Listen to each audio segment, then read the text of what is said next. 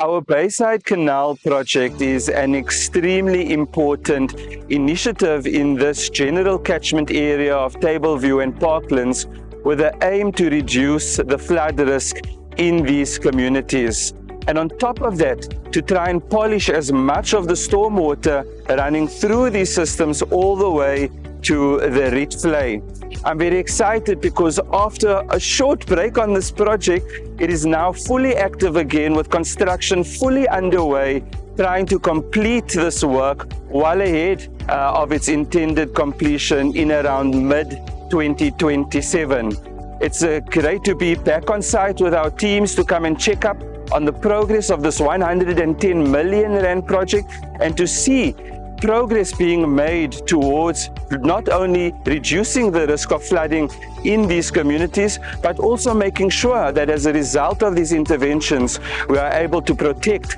our important water bodies in this area.